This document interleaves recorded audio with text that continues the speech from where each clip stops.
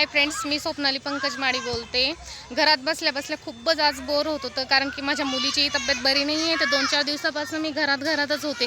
त्यासाठी आज थोडंसं पार्कमध्ये निघाले, कारण आमच्या CRPF मध्ये कसं आहे की प्रत्येक 2-4 5-4 ब्लॉकच्या अंदरमध्ये छोटासा मिनी एक पार्क बनवला आहे। त्या मिनी पार्कमध्ये मम्मी पप्पा आजी बाबा सगळेच जण खेळतात। आणि बघा, आज मला एक माझी मैत्रीणही भेटली आहे, ती पण नरडाण्याचीच आहे, खानदेशीच बोलते। तर आपण आज खानदेशीमध्ये शूट करू। हाय शीतल, हाय, कशी आहे?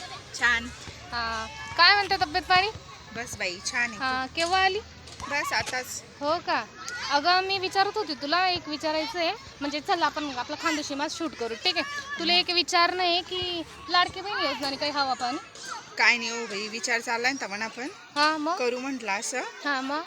पण काय नाही ना, आपला गव्हर्नमेंट वाला असले नाही ना वाटतं। जाऊ दे बाई, ते काय सांगायचं, मुख्यमंत्री साहेबनी सगळं खेड्यागाव इथली अफवा पसराई, इथली अफवा। एकाच वेळेला 4,500, एकाच वेळेला 4,500 रुपये काय टाके नाही ग, टाकेच आणि नाही दिलं आणि नंतर बंद केलं त्यांनी। ते टाकल्यानंतर असं होय ना की सगळ्याचे भेटणार आणि मग ते 1 डिसेंबर पासून 2100 रुपये दिसूत म्हणे। तर कसा ना 2100 कसा ना काय सगळ्याचे, म्हणजे असं आपलं काय असं म्हणणं नाही, आपण सरकारी वर्कर आहेत, आपला नवरा म्हणजे असं नको सगळ्याचे भेटायला पाहिजे, म्हणजे आपण कोणा हात नको मारायले। बट खेडागाव मा तरी सगळ्या बायाचे द्यायला पाहिजे, कारण कोणी निराधार आहे, कोणी कसं आहे, खेडागाव परिस्थिती आपलं माहीतच कशी राहते, पण सगळ्याचे असं द्यायला पाहिजे होतं। काय म्हणणं नाही ना, बंद केलं, बस छान।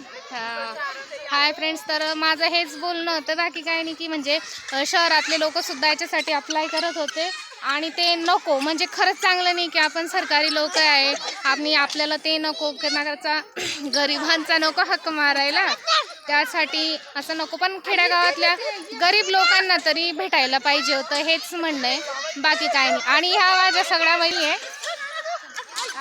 मैत्रिणी आहे, हे नागपूरच्या आहे दोघी, आणि शीतल नरडाण्याची आहे, हे सगळ्यात चावट मैत्रिणी आहे, चावट मैत्रिणी। बाय।